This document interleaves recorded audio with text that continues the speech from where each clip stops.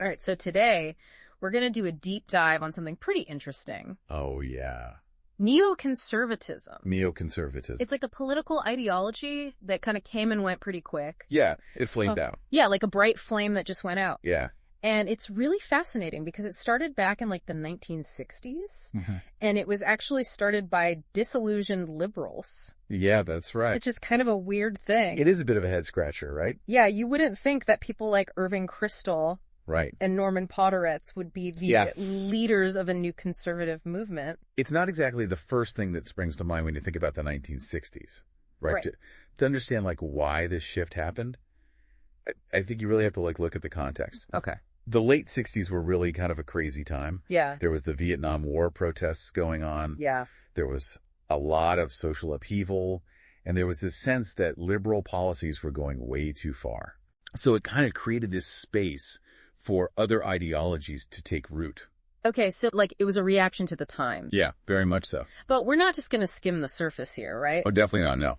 In this deep dive, we're going to go beyond just what happened. Right. And really try to get into like why neoconservatism became popular, how it actually got some power, and then ultimately why it went away. Yeah, like what were the reasons for its rise and fall? And we have some good sources to help us with that, right? We do, yeah. We have a paper by Levne Moten that gives a really good overview of the whole thing. Okay. But we're also going to like go straight to the source. Okay. And look at some writing by Irving Kristol, one of the founders of the movement. Okay. And then later on, we're also going to look at what people who didn't like it thought about it. Right. Like Francis Fukuyama. Okay. I'm intrigued already. Yeah, it's a juicy topic. So let's start with like the early days. Okay. Back in the beginning. What exactly did neoconservatism even mean? Right. I mean, I get that it's conservative, but it came from liberals. So was it like a contradictory kind of thing? You've hit on something really important there. It was this weird mix. Okay. So think of it as like traditional values. Okay. So things like family, religion, those kinds of ideas. But also a really strong opposition to communism. Okay. And they were really into like being strong on foreign policy. Okay. They thought America should be promoting democracy all around the world. But here's the tricky part. They also thought it was okay to have some government programs. Yeah. And they were very pro free market capitalism. Okay, wait, so they liked free markets. Yeah. But they also thought it was okay for the government to help people sometimes. Right. That's not the same as like small government conservatism we always hear about. Exactly. That's one of the things that made them different from the start. Interesting. They thought the government should do some things to make sure people had a basic level of well-being. Okay. But not as much as some liberals wanted. And it's important to remember where this movement came from. Where? These were intellectuals and academics. Oh. They weren't just like everyday people. Yeah. These guys were writing in journals. Okay. Like the public interest commentary. So very cerebral. Yeah, very much so. So does that mean it was just going to stay as an idea in universities and stuff? That's a really good question. Yeah. And it's something they struggled with. Yeah. Like, could they really connect with normal Americans? Right, if they're not reading these journals. Exactly. And that disconnect becomes a big deal later on. Okay. As neoconservatism grows and changes. So let's move on to the 1980s then. Right. The Reagan era. Yeah. This is when they start to get some real power, right? Yeah, it seems like their ideas started to get used in actual politics. So did their ideas find a place in the real world? They did. The 1980s, especially under Reagan, saw neoconservative ideas go from those journals to the White House, basically. Oh. People like Gene Kirkpatrick and Paul Wolfowitz, who were big on fighting communism and spreading democracy, they were actually shaping U.S. foreign policy. Okay. So their ideas were actually making a difference. And then the Cold War ends. Right. So it must have felt like they were right all along. I'm sure it did. But was it really because of them, or was it just good timing? That's where the paper by Moten is really interesting. Okay. He says that they did play a role. Okay. But it's important not to exaggerate how much influence they had. Oh, okay. He points out other things that were happening. Okay. Like problems within the Soviet Union itself. Yeah. That helped cause its collapse. So it's not so simple. It's never that simple, is it? I guess not. So they may not have ended the Cold War by themselves. Right. But it definitely seems like people were starting to listen to them more. Yeah, they were gaining traction in Washington. So how did that translate into actual decisions? Were they just giving advice, or were they actually in charge of things? Well, they really got a lot of power in the early 2000s. Okay. Especially after 9/11. Oh, right. The Bush administration was like full of people who really liked neoconservative ideas. Yeah, I remember names like Richard Pearl. Right. Elliot Abrams, Douglas Faith. Yeah, all the big names. They all wanted a really strong foreign policy, didn't they? They did, yeah. Interventionisms, preemptive strikes, all that stuff. The whole 9 yards. Yeah, exactly. They thought America had a special role in the world. Oh. Like they should be shaping things and using their power to make things the way they wanted. Mm-hmm. This was like their moment, you know? Yeah. All those years of talk about being tough on foreign policy, and now they could actually do something. But some people might say that's where things went wrong. Yeah, I mean, it's one thing to have an idea. Right.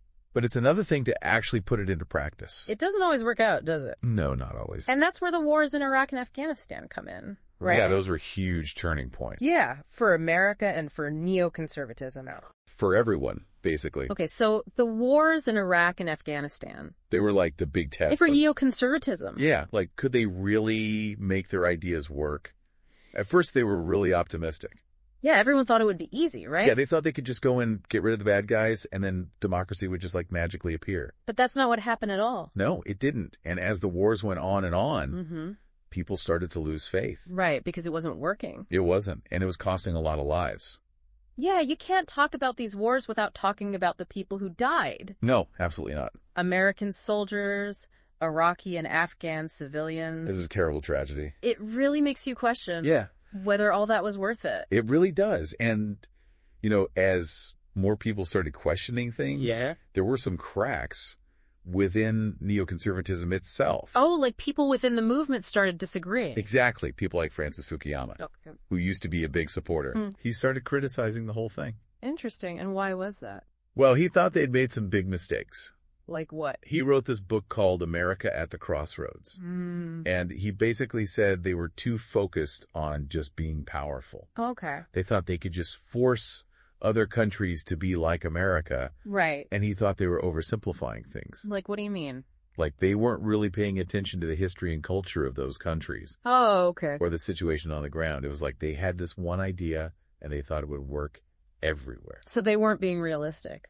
No, and Fukuyama thought that was really dangerous. Okay, so it wasn't just that the wars were going badly. Right. It was that the thinking behind them was flawed. Exactly. It wasn't just bad outcomes, it was bad ideas. And this wasn't just happening among intellectuals, right? No. It seems like regular Americans were also starting to turn away from neoconservatism.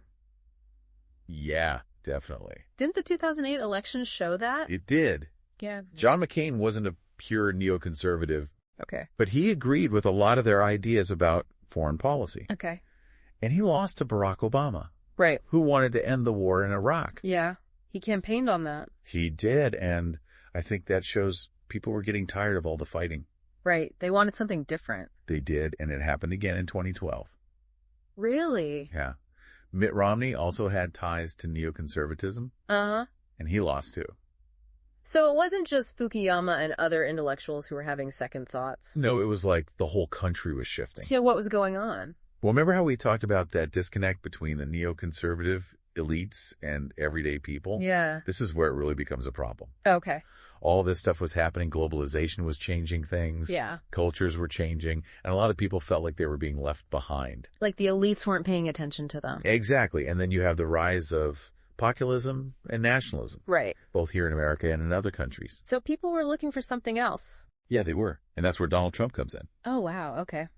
Okay, so we've talked about how neoconservatism declined, the wars, the political defeats, the rise of populism. Yeah, it's a pretty dramatic story when you lay it all out like that. Right. It really makes you wonder, is there anything left in this ideology that still makes sense today? Or is it just like a warning from history, you know? Yeah, like a cautionary tale. Yeah, exactly. I think it's easy to just dismiss an entire way of thinking when it runs into so many problems. Yeah, like why bother, right? But I actually think that would be a mistake. Oh, really? Why is that? Because even when ideas are no longer popular, they can still be useful. Okay, how so?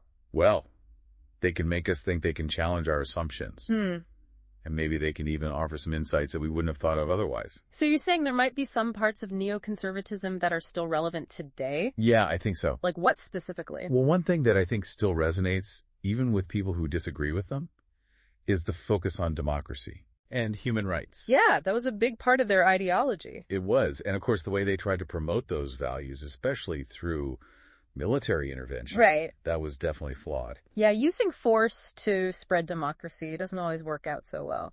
No, it doesn't.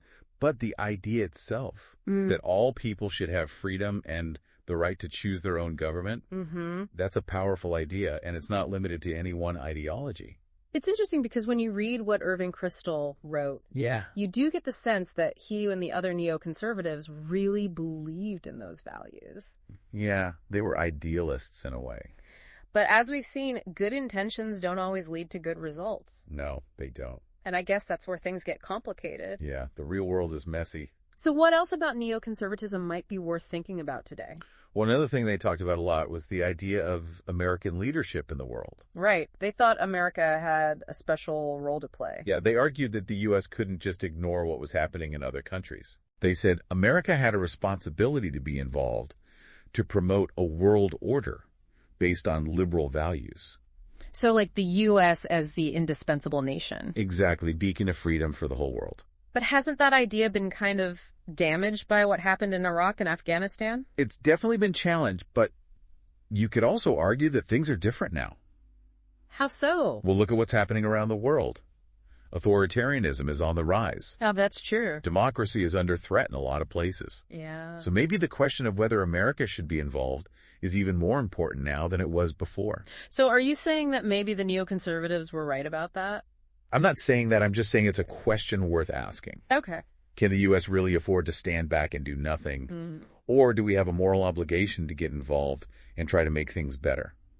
Tough questions. They are. And I think looking back at what the neoconservatives got right and what they got wrong can help us think about those questions in a more informed way. Yeah. So even though their ideas didn't always work out the way they planned, right, there's still something we can learn from them. Exactly. History is full of complicated lessons. So we've covered a lot of ground in this deep dive. We have. From those early days in the 1960s to the triumphs and tragedies of the late 20th century, and all the way to the challenges of the 21st century. It's been a fascinating journey. It has, and it shows how much political ideas can change over time. Yeah, they evolve, they adapt, they sometimes even disappear. But the impact they have on the world, that lasts a lot longer. And for those of you listening, we hope this deep dive has made you curious about neoconservatism. Yeah, it's a topic that deserves more attention. We encourage you to check out the sources we mentioned, Irving Kristol's book, Neoconservatism, The Autobiography of an Idea. That's a great place to start. Francis Fukuyama's critique in America at the Crossroads. Yeah, that offers a really different perspective. And of course, Lev Neymotin's paper, which gives a really good overview of the whole thing. As you explore these works, we want you to think about what lessons can we learn from the neoconservative experience? Yeah, are there things we can apply to the problems we face today?